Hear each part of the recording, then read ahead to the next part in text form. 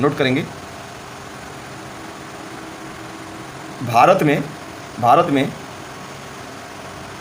सबसे पहले railway line 150 साल पहले बिछाने का काम शुरू हुआ।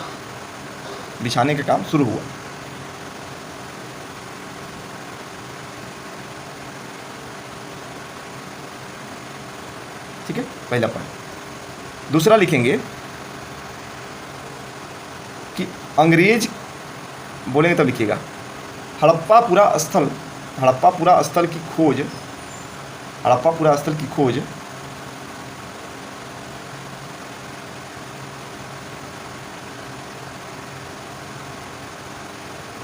रेलवे लाइन बिछाते समय हुई थी।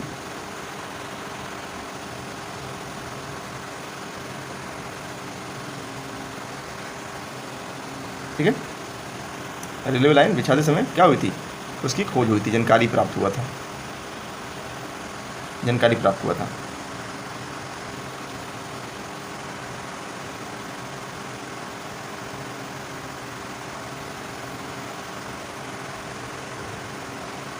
देखो,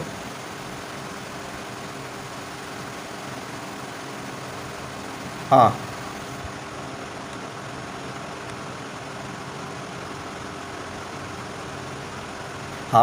देखो, सबसे पहले क्या अभी बताएंगे आप, ये हड़प्पा सभ्यता जो है, आगे क्या है पढ़ना है हमको। हड़प्पा सभ्यता में क्या होता है, हड़प्पा सभ्यता एक नगरीय व्यवस्था थी। ठीक है, तो सबसे पहले सभ्यता के रूप में वो नगर मिला था कि लोग क्या किए कि यहाँ से सभ्यता के रूप में क्या कि सबसे पहले लोग जो बसना चालू किए थे अस्थायी रूप से।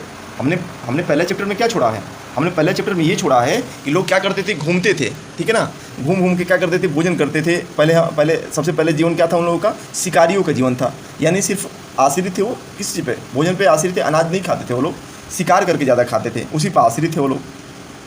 फिर दूसरी बार क्या हुआ कि धीरे धीरे अनाज का विकसित हुआ, अनाज के बारे में जानकारी हुई, खेती करने लगे वो, पशुपालक हो गए, यानी पशु को पालने लगे। फिर उसके बाद क्या हो गया, वो लोग एक अस्थायी जीवन जीने लगे।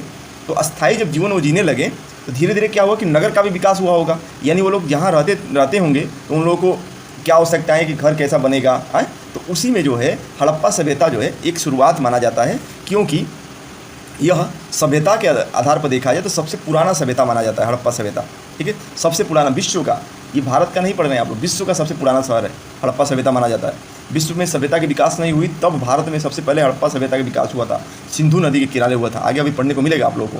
ठीक है, तो अंग्रेज जब आए थे, वो लोग ईंट जब बिछा रहे थे, तब उन लोगों को पता चला कि ईंट का प्रयोग करें, लेकिन वो लोग उसमें ये नहीं जानकारी थी कि ये कहाँ से कैसे मिल रहा है, क्यों मिल रहा है।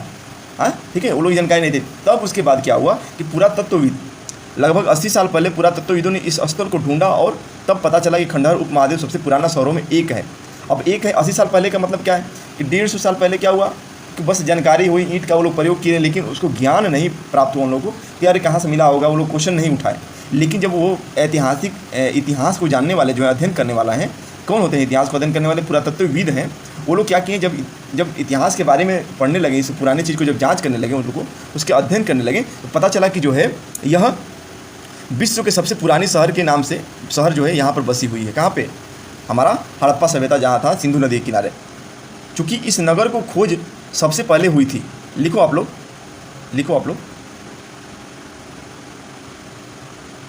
पुरातत्वविदों ने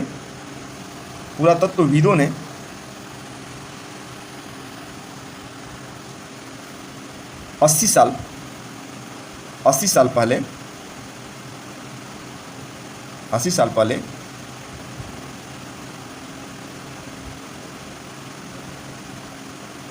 एक नगर की खोज किए,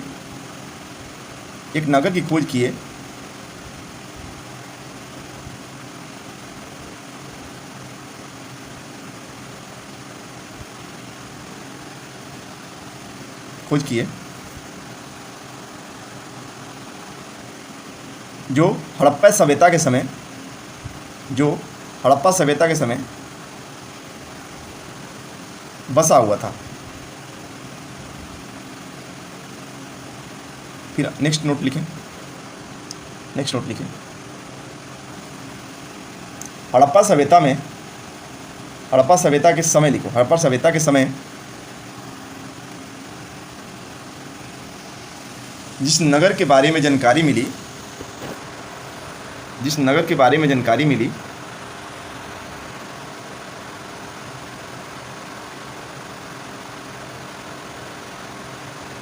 वहाँ पर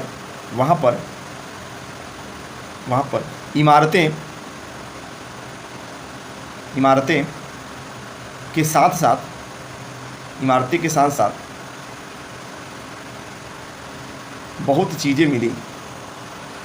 के साथ साथ बहुत चीज़ें मिली। ठीक है,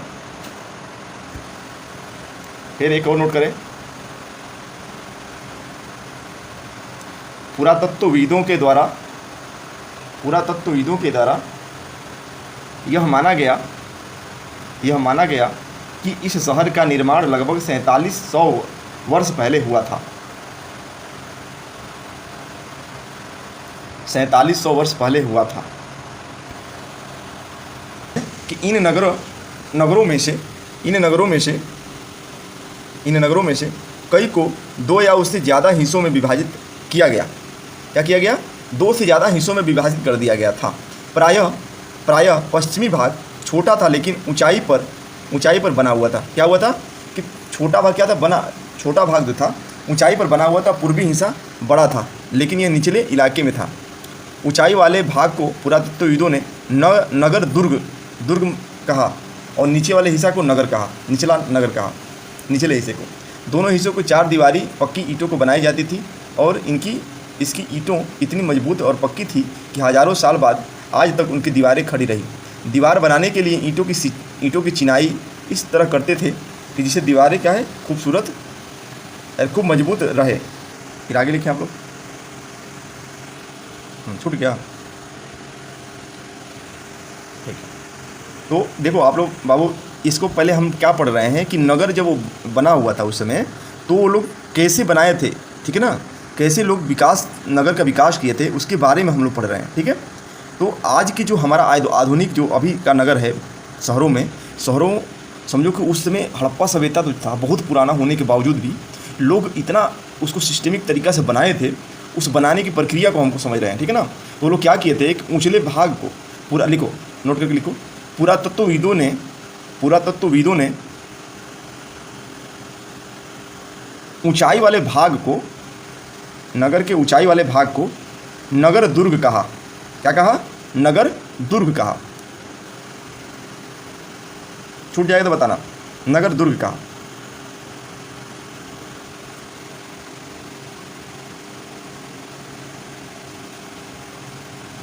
दुर्ग मतलब क्या होता है?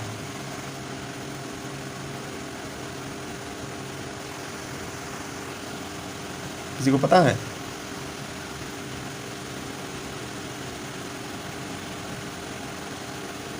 दुर्ग मतलब किला होता है, किला।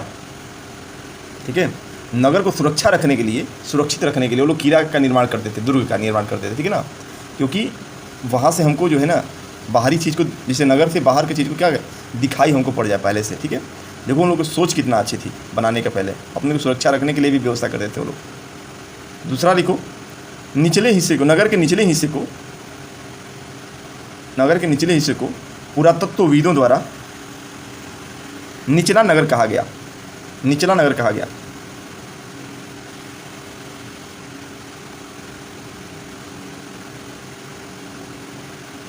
फिर आगे लिखें, सिंधु सभ्यता के नगर, ऐसे लिखें, सिंधु सभ्यता के नगर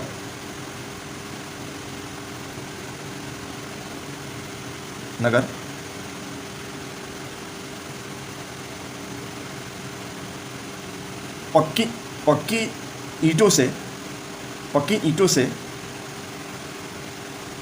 घरों का निर्माण किया गया था।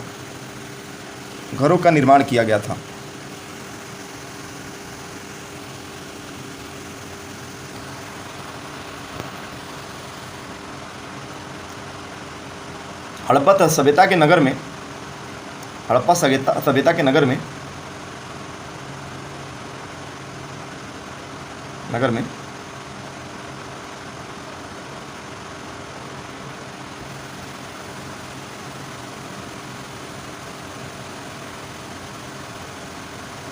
हो गया। खास तालाब बनाया गया था, खास तालाब बनाया गया था जिसको खास तालाब बनाया गया था जिसको पुरातत्वविद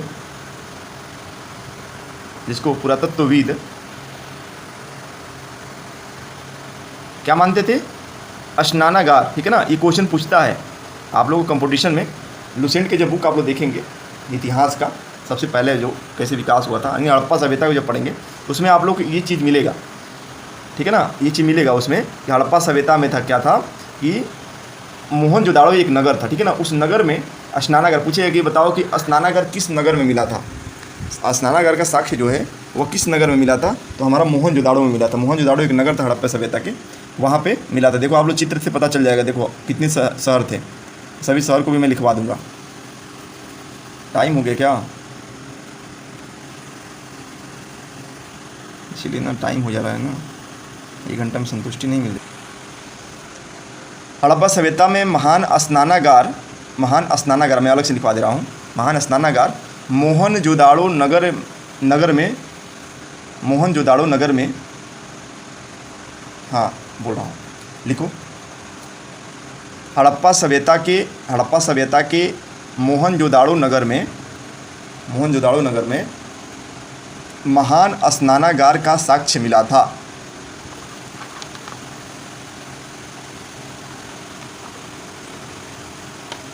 ठीक है, दूसरा पॉइंट लिखेंगे, आज के लोग क्या करते हैं, स्विमिंग पूल बनाते हैं ना, वैसे ही उस समय जो है आप लोग देखो बताएंगे, आधुनिक के साथ कनेक्ट करते जाएंगे। ठीक है ना, आप लोग इसको भी ध्यान रखेंगे। तो सोचो कि उस समय स्नानागार बनाते थे, उस समय देखो क्या ईंट और प्लास्टर का प्रयोग करते थे उस समय भी। तो नोट करके फिर अलग से लिखें कि महान स्नानागार ईंट और प्लास्टर के प्रयोग से बनाया गया था। ईंट और प्लास्टर के इस्तेमाल किया गया था। ठीक है, तालाब को बनाने में क्या किया गया था? ईंट और प्लास्टर का, यानी जो स्नानागार बनाया था स्नान करने के लिए, वो आज के हम देखेंगे तो अगर आधुनिक काल के देखेंगे तो स्विमिंग पूल जैसा। ठीक है ना, स्विमिंग पूल जैसा स्नान करने के लिए उस समय समझो कि सबसे पुरानी सभ्यता थी। उस समय भी क्या है कि नगरीय व्यवस्था के रूप में देखा जाए तो आज के आधुनिक काल के जैसा ही उस समय बनाया गया था। सोचो कितना वो लोग आधुनिक काल के सोच के थे उस समय। फिर क्या कर रहा है कि इस तालाब को बनाने में ईंट प्लास्टर का इस्तेमाल किया गया। इसमें पानी का रिसाव रोकने के लिए प्लास्टर का प्रयोग किया गया था। परत चढ़ाई गई थी। इस तरह के सरोवर में 2 तरह से उतरने के लिए सीढ़ियाँ बनाई गई थी। चारों ओर कमरे बनाए गए थे। उसमें भरने के लिए पानी कुआं से निकाला जाता था और उसके बाद इसे खाली कर दिया जाता था। सोचो क्या किया जाता था कि भरने के लिए और खाली करने के लिए कि साफ़ पानी हर समय रहे, इसके लिए वो लोग व्यवस्था किए थे। कुएं से पानी निकाल कर भरते थे, फिर उसको क्या कर देते थे, जब गंदा होता था फिर खाली कर देते थे। ठीक है ना, शायद यहाँ विशिष्ट नगरीय विशेष अवसरों पर स्नान करते थे लोग।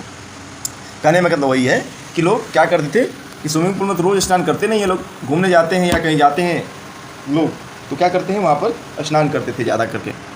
कालीबंगा, लोथल आज ही की व्यवस्थाएं के साथ आप लोग जोड़ते जाइए। ठीक है ना, कालीबंगा और लोथल जैसे अन्य नगरों में अग्निकुंड मिले। आप लोग लिखें हड़प्पा सभ्यता के कालीबंगा और लोथल, हड़प्पा सभ्यता के कालीबंगा और कालीबंगा और लोथल नगर में अग्निकुंड का साक्ष्य मिला। अग्निकुंड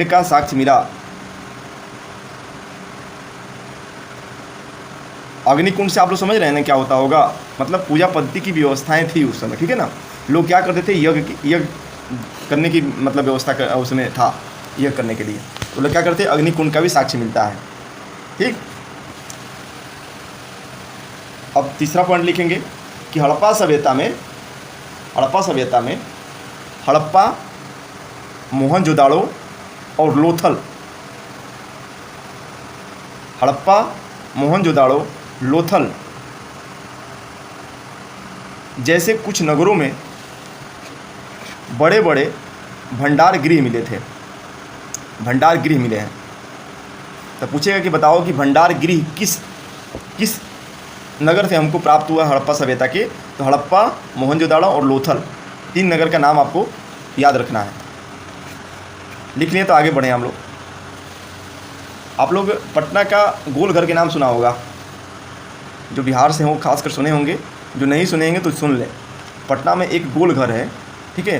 वो गोल घर अन्न भंडारण था। वो मगध राजधानी थी, आगे पढ़ना होगा, अशोक और चंद्रगुप्त मौर्य के शासनकाल का। तो उस समय वहाँ पर पूरे भारत की जो है मतलब इतना बड़ा नानागार था, बहुत बड़ा है, बहुत ऊंचा है। कोई गया हो तो ठीक है, नहीं गया तो मैं बता देंगे, कभी दिखा देंगे। तो बहुत बड़ा है। वो पूछता है क्वेश्चन कि बताओ कि सबसे बड़ा भंडारण जो है मगध के समय कौन था, तो वो कौन था, इसी को माना जाता है। हमारा पटना को देखने की कोशिश करेंगे यार। तो सबसे पहले आप लोग देखने को मिलेगा हड़प्पा मिलेगा। सबसे पहले ये हड़प्पा कहाँ मिल रहा है, सिंधु नदी, देखो ऊपर झेलम नदी है, चिनाब नदी है, रावी नदी है, और हड़प्पा जो शहर था वो बसा हुआ था किस पे, नीचे एक सिंधु नदी आपको दिख रहा होगा, दिख रहा है। तो हड़प्पा जो बसा हुआ था, अब क्वेश्चन पूछ देगा, बताओ हड़प्पा किस नदी पर बसा हुआ था, किस नदी पर बसा था, सिंधु नदी पर। सिंधु नदी के बारे में हम लोग पहले भी पढ़ चुके हैं कि नहीं, जिससे हमारा इंडिया नाम बना, इंडस, ठीक है ना। तो ऐसे हमारा सिंधु नदी पर सबसे पहले वो आप लोगों को मिलेगा कि हड़प्पा सभ्यता बताओ कि किस नदी पर बसा हुआ था। हड़प्पा जो नगर था, या हड़प्पा सभ्यता जो थी वो किस नदी पर बसी हुई थी। तो हड़प्पा का देखो पूरा इतिहास आप लोग देखेंगे तो सभी उसके नगर जिन्हें राखीगढ़ी नगर है, कालीबंगा है, गवेरी वाला है, मोहनजोदाड़ो है, सुतकोद्दा भी इसको बोलते हैं, चनहुदड़ो हो गया, धौलावीरा है, सुतकोद्दा इधर नीचे है, सुतका को लिखा है ना, सुतका को, लोथल। आज के समय लोथल जो है या कौन सा जगह कहाँ है, इसके बारे में हम लोग को पढ़ना पड़ेगा कि गुजरात में कौन सा है, ऐसे बारे में हम लोग को आगे पढ़ने को मिलेगी, ठीक है ना। तो ये आप लोग देखेंगे सिंधु सभ्यता लगभग जो है सिंधु नदी के किनारे बसी हुई थी। क्या बसी हुई थी, हमारा जो हड़प्पा सभ्यता था, जिसको सिंधु सभ्यता भी नाम से जानते हैं, ठीक है ना। इसको एक और नाम से जानते हैं, क्या नाम से जानते हैं, सिंधु सभ्यता भी बोला जाता है इसको। क्यों बोला जाता है कि सिंधु नदी के किनारे ये बसा हुआ था, ठीक है। ये पूरा जो नगर है हमारा सिंधु नदी के किनारे बसा हुआ था, इसीलिए सिंधु सभ्यता भी बोलते हैं इसको, हड़प्पा सभ्यता भी बोलते हैं, ठीक है। आप लोग इतनी बात समझ में आ गई कि नहीं आई, इतनी आप लोग बात समझ में आ गई ना। तो आगे हम लोग जो है भवन कैसा बना था, नाले की व्यवस्थाएं थी उस समय, देख रहे हो ना आप लोग कैसे बनाया गया था उस समय लोग भी आज के ज़माने के जैसे व्यवस्थाएं रखे थे।